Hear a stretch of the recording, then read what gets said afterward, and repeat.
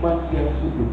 Artinya dia hidup di dalam iman, dan iman itu menghidupkan.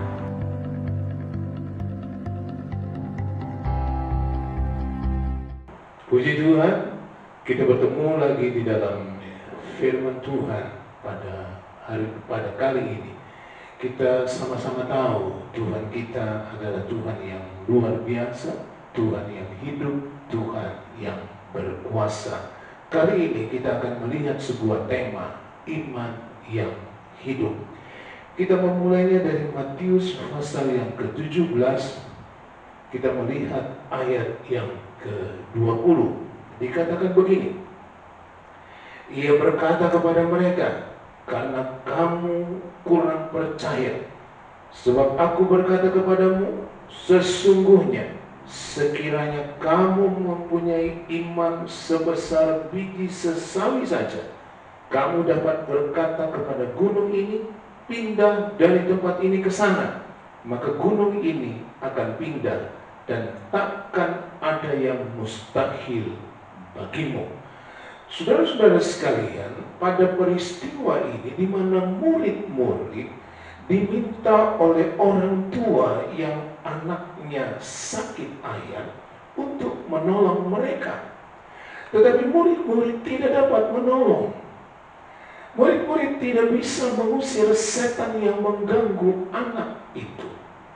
Sehingga anak itu tidak mendapatkan sesuatu. Nah, ketika Yesus berbincang-bincang dengan murid-muridnya itu, dia berkata, karena kamu kurang percaya. Yesus menunjuk kepada murid-murid yang kurang percaya. Dan kurang percaya itu lalu Yesus katakan, kalau saja kamu mempunyai iman sebesar biji sesawi. Nah, saudara sekalian, biji sesawi itu adalah benih dengan ukuran yang sangat kecil. Tetapi kenapa Yesus mengangkat biji sesawi ini? Karena dia ingin menunjukkan bahwa di dalam biji sesawi itu ada kehidupan. Artinya Yesus sedang berbicara kepada murid-muridnya, imanmu itu haruslah iman yang hidup. Iman yang hidup, iman yang hidup di dalam hidup kita. Iman yang hidup artinya iman itu ada di dalam kita dan hidup, bukan mati. Di dalam 2 Timotius 1 ayat yang ke-5 dikatakan begini. 2 Timotius 1 ayat yang ke-5 dikatakan begini. Sebab aku teringat akan imanmu yang tulus ikhlas, yaitu iman yang pertama-tama hidup di dalam nenekmu Lois dan di dalam ibumu Eunika, dan yang aku yakin hidup juga di dalam dirimu.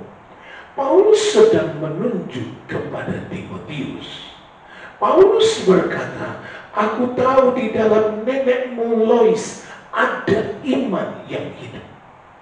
Dan iman itu juga ada di dalam ibumu Eunika. Iman yang hidup. Dan saya yakin, kata Paulus, itu juga ada di dalam engkau, Timotius. Iman yang hidup artinya iman itu ada di dalam kita dan hidup di dalam kita, bukan iman yang mati. Sekarang kita datangi Daniel pasal yang ketiga. Daniel pasal 3, kita akan temui ada pemuda-pemuda Yehuda di situ. Ayat 17, Daniel pasal 3 ayat 17. Jika Allah kami yang kami puja sanggup melepaskan kami, maka Ia akan melepaskan kami dari perapian yang menyala-nyala itu dan dari dalam tanganmu ya Raja. Tetapi Seandainya tidak, hendaklah tuanku mengetahui ya Raja, bahwa kami tidak akan memuja dewa tuanku dan tidak akan menyembah patung emas yang tuanku dirikan itu. Pemuda-pemuda Yehuda ini, ada Daniel, ada Sadrak, Mesak, Abednego, yang bernama asli Hanaya, Misael, dan Azaria. Mereka sama-sama bersepakat untuk terus hidup dengan iman. Kalau kita perhatikan kitab Daniel itu dari sisi keseharian, mereka mempertahankan iman. Ketika mereka diajar dengan tata cara Babel, sampai makan pun diberikan makanan-makanan raja, Daniel berkata kepada orang yang mengurus mereka, jangan kami diberi makanan itu. Dia tidak ingin menajiskan dirinya dengan makanan-makanan Babel yang sudah dipersembahkan kepada berhala. Artinya hidup dalam iman itu dimulai dari keseharian, di dalam pekerjaan, bahkan di dalam ibadah-ibadah. Haruslah hidup iman yang hidup itu. Pemuda-pemuda ini bertahan ketika mereka akan dimasukkan dalam dapur api. Mereka berkata, kalau Tuhan yang kami puji sanggup melepaskan kami, Ia akan menolong kami. Tapi kalaupun tidak, artinya Tuhan tidak melepaskan mereka. Mereka tidak akan pernah menyembah patung yang dibuat oleh raja itu.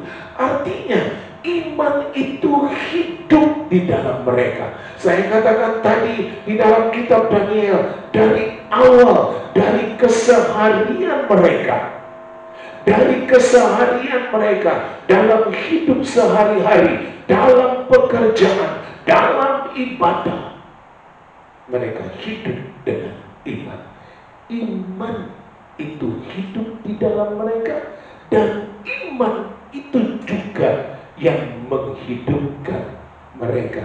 Kita bandingkan dengan Yeremia pasal 2 ayat yang ke-13. Yeremia pasal 2 ayat yang ke-13, di situ dituliskan betapa Tuhan kecewa dengan umatnya ini. Yeremia 2 ayat 13. Sebab 2 kali umatku berbuat jahat, mereka meninggalkan aku sumber air yang hidup untuk menggali kolam bagi mereka sendiri, yakni kolam yang bocor yang tidak dapat menahan air. Umat Tuhan adalah bangsa Israel. Umat Tuhan lebih lagi adalah orang-orang Yehuda. Mereka meninggalkan Tuhan yang adalah sumber air hidup. Tuhan yang seharusnya kepadanya iman mereka ditujukan, mereka tinggalkan. Dan mereka mengganti pengharapan mereka. Mereka mengganti sandaran mereka kepada kolam, di mana kolam itu diharapkan menampung air. Tetapi ternyata kolam itu adalah kolam yang bocor. Seseorang yang punya iman yang hidup, dia hidup dengan imannya itu, dan iman yang itulah yang memberi dia hidup. Nabi Yeremia menulis tentang umat Tuhan yang meninggalkan Tuhan, tentang umat Tuhan yang tidak lagi hidup dalam iman kepada Tuhan. Mereka menyandarkan hidup kepada kolam yang bocor. Hidup dengan iman yang hidup adalah hanya Tuhan yang menjadi sumber kehidupan buat mereka. Kalau kita lihat Kejadian 19 ayat yang ke-17. Kejadian 19 ayat 17 dikatakan begini: sesudah kedua orang itu menuntun mereka sampai keluar, Berkatalah seorang, larilah, selamatkanlah nyawamu, janganlah menoleh ke belakang, dan janganlah berhenti dimanapun juga di lembah Yordan. Larilah ke pegunungan, supaya engkau jangan mati lenyap. Ketika Tuhan akan memusnahkan Sodom dan Gomora, Allah ingin menunjukkan belas kasihan dan kemurahan kepada Lot dan keluarga. Maka Allah datang kepadanya, dan ketika sudah dibawa keluar dari rumah mereka, Allah berkata kepada mereka, larilah, jangan menoleh ke belakang, apalagi berhenti. Orang yang hidup dengan iman, orang yang di dalamnya ada iman yang hidup, dia terus berjalan ke depan, dia tidak menoleh ke belakang ataupun berhenti dalam perjalanannya. Iman yang hidup yang ada di dalam seseorang, dia membuat dia tidak berhenti, membuat dia tidak menoleh ke belakang, tapi terus berjalan ke depan. Ketika Yesus mengajak Simon Petrus jalan di atas air, kita melihat peristiwa itu di dalam Matius pasal yang ke-14. Matius pasal 14 ayat 29 dan 30. Kita baca ayat 29. Kata Yesus, datanglah. Maka Petrus turun dari perahu dan berjalan di atas air mendapatkan Yesus. Ketika Simon Petrus mendengar perkataan Yesus, datanglah, maka dia turun dari perahu dengan pandangan yang terus menuju, diarahkan kepada Yesus. Dia tidak menoleh ke kiri ke kanan, tapi dia memandang Yesus. Maka dia bisa berjalan di atas air. Maka Petrus jalan di atas air ketika pandangannya tidak beralih, hanya tertuju kepada Yesus. Dia jalan di atas air. Kemenangannya nyata. Tetapi ayat 30, tetapi ketika dirasanya tiupan angin, takutlah ia dan mulai tenggelam, lalu berteriak, Tuhan, tolonglah aku. Nah, saudara-saudara, kata-kata dirasa itu artinya Simon mulai memperhatikan kekuatan angin yang ada di sekitarnya. Artinya pandangannya tidak lagi hanya kepada Yesus, tapi pandangannya sudah teralihkan karena kekuatan angin. Saudara sekalian, ada banyak hal yang bisa menarik pandangan kita dari ke depan. Ada banyak hal yang bisa membuat kita menoleh. Ada banyak hal yang membuat kita akhirnya berhenti dalam perjalanan iman kita. Ketika Lot diminta oleh Tuhan, jangan terus, jangan menoleh, jangan berhenti. Istri Lot yang berjalan bersama-samanya berhenti lalu menoleh ke belakang. Saudara-saudara, ada banyak hal, saya katakan ada banyak hal yang akan membuat, yang akan menarik untuk kita menoleh. Tapi seorang yang hidup dengan iman yang hidup, dia selalu memandang kepada Yesus saja, tidak menoleh, tidak mengalihkan pandangannya. Perhatikan baik-baik peristiwa Simon Petrus ini. Ketika pandangan itu tidak beralih, maka kita, Simon, bisa jalan di atas air.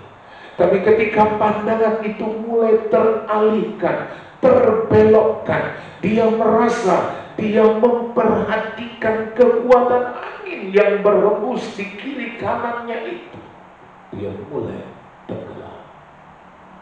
Orang yang hidup dengan iman yang hidup, dia tidak menoleh, dia tidak mengalihkan pandangannya. Yang berikut kita lihat, saudara-saudara, Yohanes 14 ayat yang ke-23. Yohanes 14 ayat yang ke-23, Yesus berkata begini. Jawab Yesus, jika seorang mengasihi aku, ia akan menuruti firman-Ku, dan Bapa-Ku akan mengasihi dia, dan kami akan datang kepadanya dan diam bersama-sama dengan dia. Yang ketiga, orang yang hidup dengan iman yang hidup, dia menuruti, dia mematuhi firman Tuhan. Dia menuruti, dia mematuhi firman Tuhan. Jadi kalau orang hidup dengan iman yang hidup, pertama tadi, seperti pemuda-pemuda Yehuda di Babel tadi, mereka terus menjaga hidupnya.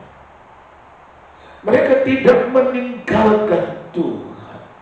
Mereka terus berpandangan, mereka terus memandang kepada Tuhan. Mereka menjaga diri mereka untuk terus hidup dengan iman itu, mulai dari keseharian, dalam pekerjaan, dalam ibadah. Yang kedua, seperti Simon Petrus, tidak menoleh, tidak mengalihkan pandangannya. Orang yang hidup dengan iman yang hidup, dia akan selalu berusaha menjaga pandangannya untuk tidak sampai teralihkan dari Tuhan. Dan yang ketiga, orang yang hidup dengan iman yang hidup, dia mematuhi dan menuruti perintah Tuhan. Lukas 22, Yesus mengatakan hal ini kepada murid-muridnya. Lukas 22 ayat 19 dan 20 dikatakan begini. Lalu ia mengambil roti, mengucap syukur, memecah-mecahkannya dan memberikannya kepada mereka, katanya, inilah tubuhku yang diserahkan bagi kamu. Perbuatlah ini menjadi peringatan akan aku. Demikian juga dibuatnya dengan cawan sesudah makan. Ia berkata, cawan ini adalah perjanjian baru oleh darahku yang ditumpahkan bagi kamu. Yesus mengingatkan murid-muridnya tentang pekerjaannya di kayu salib. Yesus mengajak mereka makan dan minum perjamuan Tuhan. Yesus berkata, inilah tubuhku yang dipecah-pecahkan untuk kamu. Inilah darahku yang ditumpahkan untuk kamu. Perbuatlah ini sebagai peringatan akan aku. Artinya Tuhan ingin saudara dan saya selalu mengingat pekerjaannya di kayu salib. Dengan melakukan perjamuan kudus, kita diajak oleh Tuhan untuk selalu menghargai, untuk selalu menghormati pekerjaan Yesus di salib. Kita menganggap, kita memandang, kita menjadikan pentingnya pekerjaan salib Yesus, yaitu penebusan dan keselamatan bagi kita. Orang yang hidup dengan iman yang hidup, dia menuruti perkataan Tuhan. Artinya ketika Tuhan berkata di dalam Lukas itu, Perbuatlah ini sebagai peringatan akan aku. Artinya saudara dan saya diharapkan Tuhan untuk selalu memandang dan memperhatikan, untuk selalu mengingat bahwa Yesus sudah mati di kayu salib sebagai penebusan dan keselamatan bagi saudara dan saya. Itulah iman yang hidup itu. Iman yang hidup artinya dia hidup di dalam iman, dan iman itu menghidupkan. Iman yang hidup, dia hidup di dalam iman, dan iman itu menghidupkan dia. Saudara dan saya diajak hari-hari ini untuk mulai kembali lagi, untuk mulai memperhatikan imanmu. Apakah engkau hidup dengan iman atau tidak? Orang yang hidup dengan iman, dia tidak akan meninggalkan Tuhan, dia tidak akan mengganti Tuhan dengan kolam yang bocor. Orang yang hidup dengan iman yang hidup, dia akan selalu mengarahkan pandangnya kepada Yesus. Dia tidak akan menoleh. Dan orang yang hidup dengan iman yang hidup, dia akan selalu memperhatikan firman Tuhan. Terlebih khusus, dia menghargai korban Yesus di kayu salib. Mari kita datang kepada Tuhan. Amin.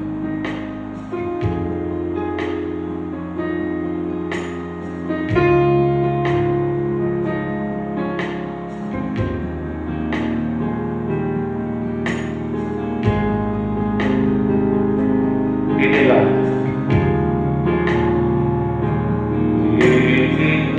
yang ku punya, hati sebagai hamba yang mau taat dan setia padamu Bapa.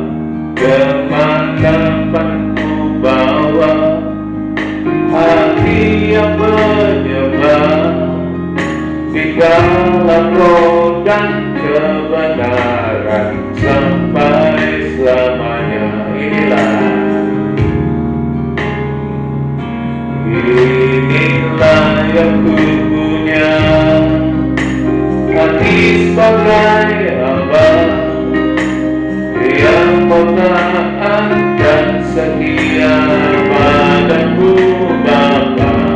Kemanapun ku bawa, hati yang menyembah di dalam roh dan kebenaran sampai selamanya. Sekali lagi, inilah yang ku punya, hati sebagai hamba yang mau taat dan setia padamu Bapa. Kemanapun ku bawa, hati yang menyembah di dalam roh dan kebenaran sampai selamanya. Di dalam roh dan kebenaran sampai selamanya.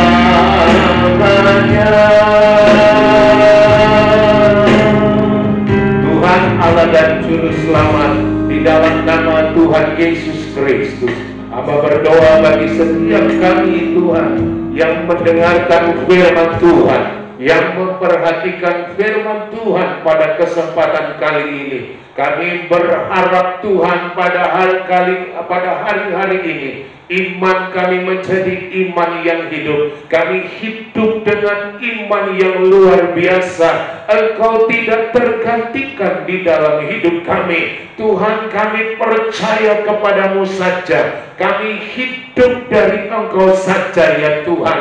Dan kami tidak ingin menoleh kepada yang lain. Kami mau berjalan terus bersama dengan Engkau, dengan pandangan yang terarah kepadamu Tuhan.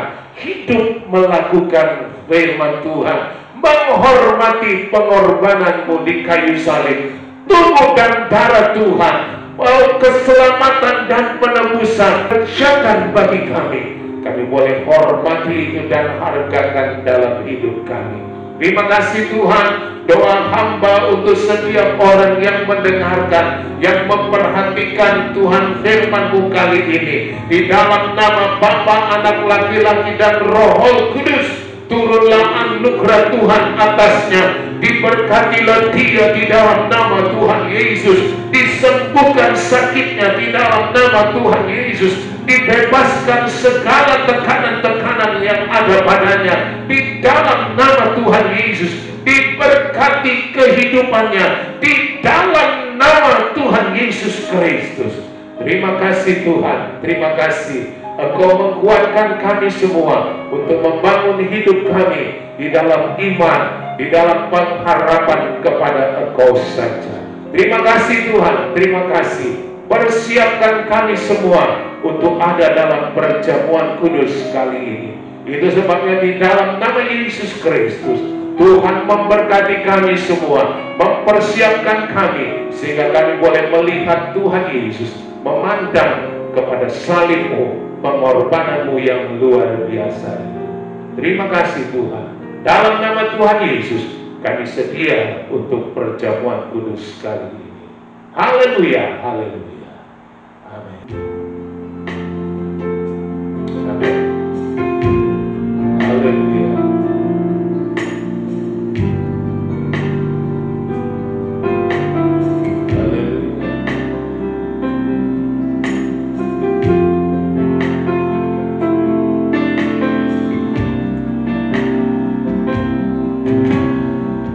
Cintanya dan kasihnya lebih dari segala yang ada.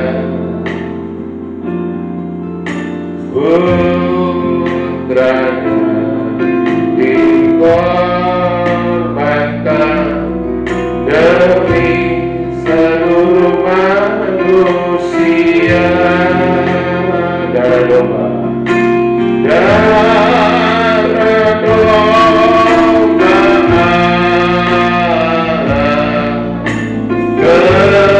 tercurah di Kalvari. Darahnya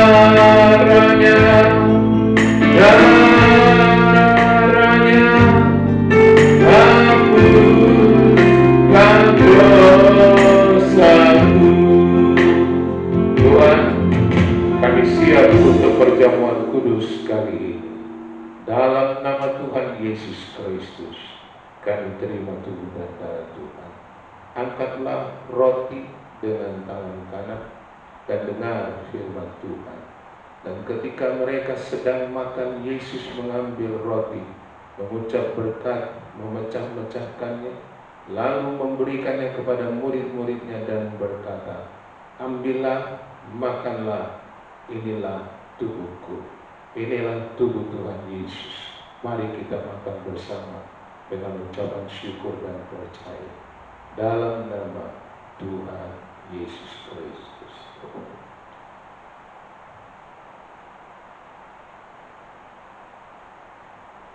Haleluya, haleluya.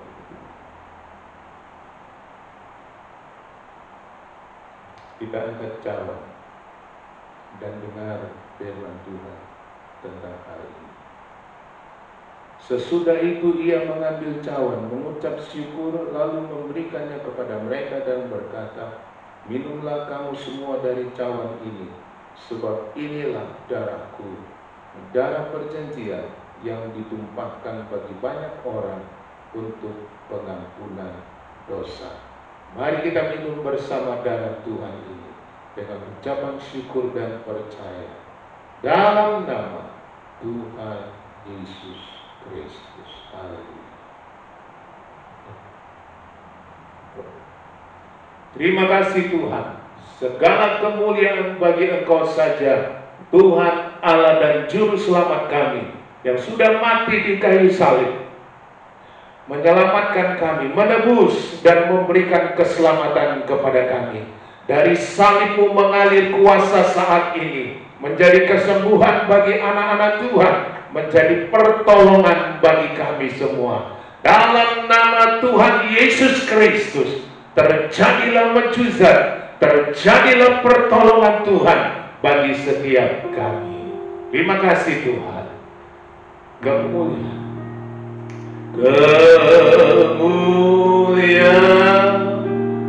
bagi Tuhan di tempat maha tinggi. Kau Raja diagungkan dan dipuji.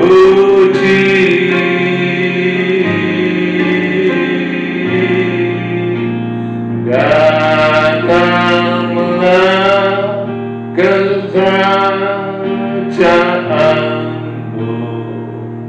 jadilah kehendakmu, seluruh bumi penuh kemuliaan-Mu. Terima kasih Tuhan. Doa kami bagi semua hamba-hamba Tuhan yang ada mengerjakan pekerjaan Tuhan, selamatkan dan berkati mereka. Kami doakan juga bangsa dan negara kami ini Tuhan Yesus, biarlah Engkau bekerja di tengah bangsa ini. Seluruh kondisi yang ada, khususnya pandemi ini, segera lalukan dari bangsa kami. Situasi ekonomi pun juga Engkau tolong. Engkau memberikan hikmat kepada pemimpin kami, Pak Presiden kami, dan seluruh aparatnya. Biarlah di dalam nama Tuhan Yesus Kristus, hikmat dan marifat dari Tuhan, kemampuan dari Tuhan menyertai mereka, sehingga mereka dapat memimpin negara dan bangsa kami ini keluar dari situasi-situasi yang sulit ini. Berkati pekerjaan Tuhan di banyak tempat. Hanya Tuhan saja yang dipuji, dipermuliakan. Berkati pekerjaan pencaharian anak-anak Tuhan seturut dengan janji firman Tuhan. Terpujilah Tuhan sampai selama-lamanya. Dan biarlah sekarang berkat anugerah dan kemurahan dari Allah Bapa, cinta kasih dari Tuhan Yesus, serta persekutuan dari Allah Roh Kudus ada pada kita semua hari ini sampai Maranatha, saat kita bertemu dengan Tuhan Yesus Kristus kekasih jiwa itu. Dengan ucapan syukur dalam nama Tuhan Yesus, kami sudah berdoa dengan percaya. Haleluya, haleluya, amin.